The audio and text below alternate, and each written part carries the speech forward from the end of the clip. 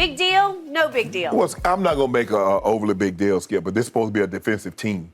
And we've seen the last two games, teams are playing without their 5 best players beat the brakes off of the Miami Heat. It started with Joel Embiid and James Harden sitting out. Yep. And then Tyrese Maxey taking the ball game over, and they beat them. And then you sit Steph, Klay, and Draymond, and you allow 4 players to have at least 22 points, give up 118, 60 in the second half. You did? Yeah, of course people going to be upset because you're supposed to be a defensive-based mindset team. We know the culture, the Miami Heat culture, and something is not resonating. But, Skip, I'm going to say this. Jimmy Butler got a short shelf life. Wherever he goes, we've seen it. Chicago, Minnesota. Now, I believe Philly wanted him back. And now we're starting to see recurrences in Miami. He has a short shelf life. He's tremendous. He burns bright. Skip, you know, that thing burns white hot. Yep. But it's only going to burn that hot for so long. Yep. And then he starts to wear on people. I've never seen the way Spoelstra approached it. Skip, I've seen coaches and players go back and forth. But Spoelstra wouldn't let it go. He threw his clipboard and followed him around and kept it going. He did. I haven't seen that. Yes, I've seen players get into it and they stand toe-to-toe like, yeah, what's up? What you want to do? Yeah. But I haven't seen anything like what Spoelstra did. Now, we know UD.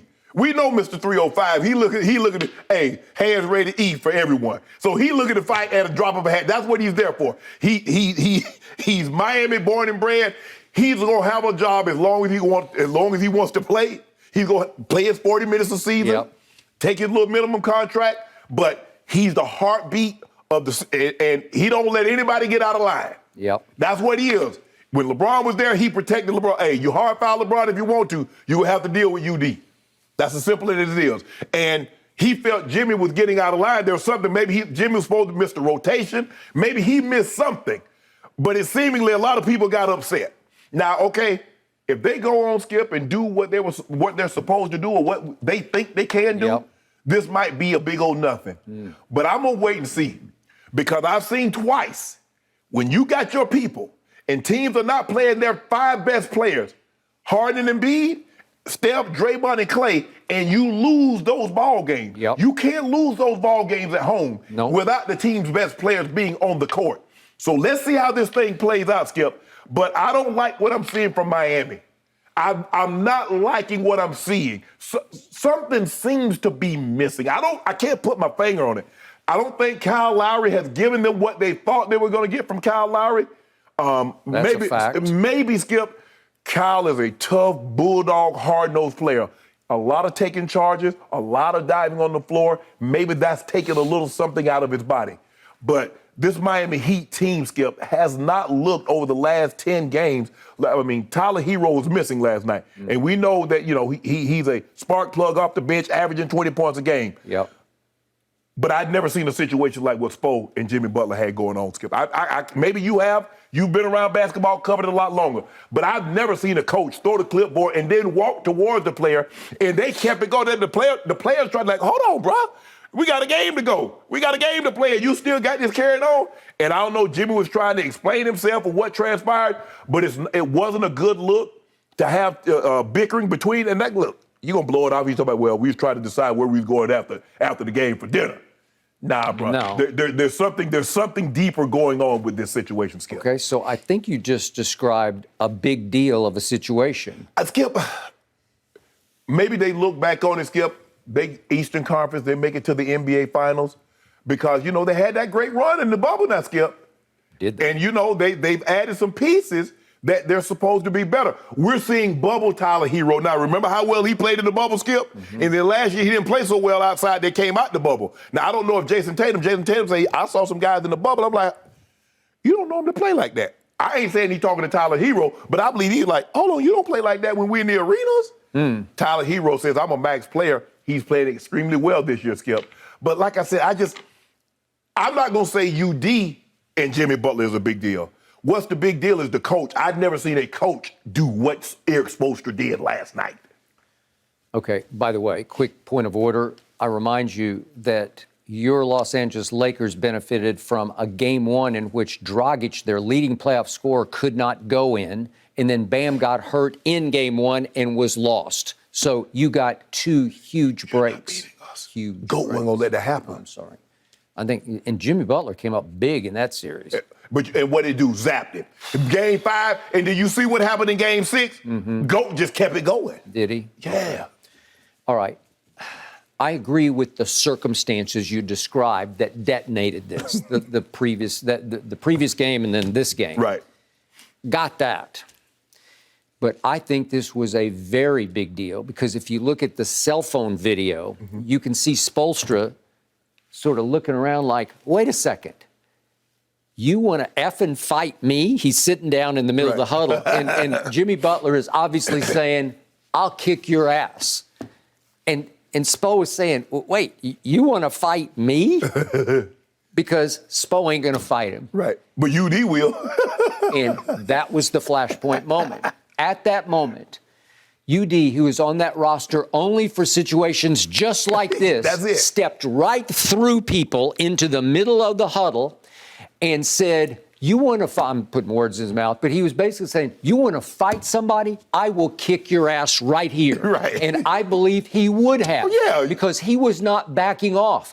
They pulled Jimmy away, and Jimmy was doing the classic sort of football field move of, no, but he's going, hold me back, hold me back. Somebody hold me back. Yeah, somebody, please, 5 of you hold me back because I don't want any part of him. Right. Because he would have gotten his ass kicked in full public view, I believe. That's what Udonis does for that team. He is Spo's bodyguard, just the way he was LeBron's bodyguard. Yes, absolutely. He is the enforcer in that locker room and on that bench and in that huddle. He'd have been great in the 90s because he'd have been Charles Oakley. He would have been. I don't know if he's quite that big. No, he ain't big. No, he ain't big. He ain't big, sturdy like Oakley. But what he's made of is supreme stuff. Yeah. He is a good man and he is a strong man. And he wasn't going to take that from a guy. A Jimmy Butler, you said shelf life is short because it just is. Jimmy has to fuel himself by constantly verbally attacking somebody. Oftentimes it's the other team, but sometimes it's on. He in Minnesota, he just destroyed Cat. Andrew Wiggins. Yeah, just all over him. You know, just constantly trying to humiliate them in practice. Right. And I think he set the whole T-Wolves team back. Especially Carl Anthony, to where Carl Anthony is just now rebuilding his confidence, where you see him play basketball like, there, that's what you can do. That's the number. That's why he went #1 overall.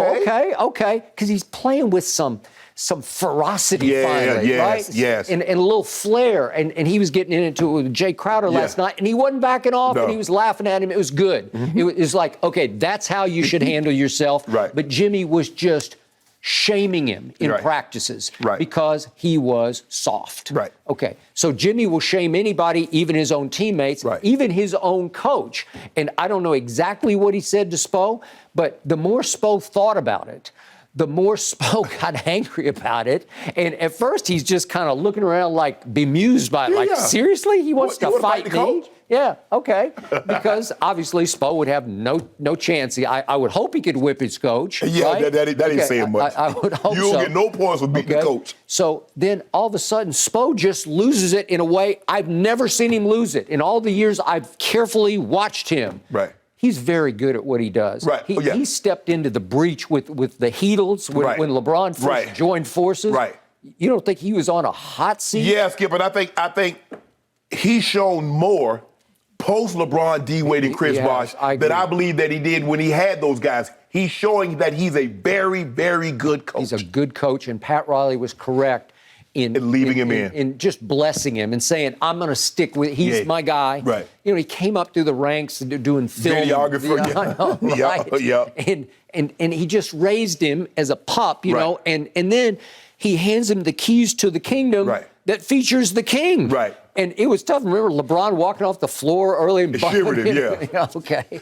And yet he lived to tell, right? And they had the rough first finals, but then they broke through, and then they broke through again. Okay, so he became a made man, and he's so made in Miami. You want to effing fight me? Right. Are you kidding me? So here's my point about this big deal moment. Okay. It's going to detonate this team north or south. It's going to go one way or the other. And I'm not sure which way. I do really like this team because I told you I liked Victor Oladipo trying to come back. Right.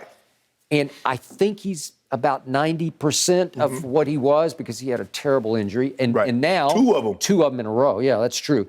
But I thought he was really at least going to give them quality depth enough that they were going to detonate as a team because they're still leading the East as we speak by a game and a half. Skip, look at this. Look at this. Defense supposed to be their calling card. Yeah, they allow 8 of 16, 9 of 17, 10 of 18, 5 of 6, 5 of 10, 2 of 3, 52% shooting, 42% from 3. Who the hell are you supposed to be like that? They had 4 guys with at least 22 points. Jordan Poole had 30. He's 7 of 13 from the 3. Okay, they did not get back up off the mat after what Philly did to them the game before. And they came out lifeless and looked like hopeless. And look, they went on a 30-12 run, Skip, to cut it down. I think they cut it to like 2. Yep. And then all of a sudden, Golden State stepped on the gas and took off from them again, and then outscored them in the fourth, 37-14. Yep. They've gotten way too dependent on Tyler Hero to come in and score 30 and just lift them. Yes. And he's not going to be able to do that every night. So now they have to regroup and try to reunify. And I'm not sure which way they're going to go, but I still like their makeup, their roster. I like them as much as I like anybody in that conference. We're about to talk about the Nets with Kyrie playing. But Skip, it's their defense because you look at it. Jimmy had 20. Kyle Lowry played one of the best games he's had, 9 of 14, 6 of 9 from the 3. He had 26. They got 25 from Bam, 25 and 9 from Bam. I mean, okay, yeah, you're probably missing Tyler Hero. Tyler Hero probably would have gave you 20. But the thing is, I don't care. If you don't play defense, you can't let a team shoot 52% and 42% from 3 and think you're going to win. You're going to get blown.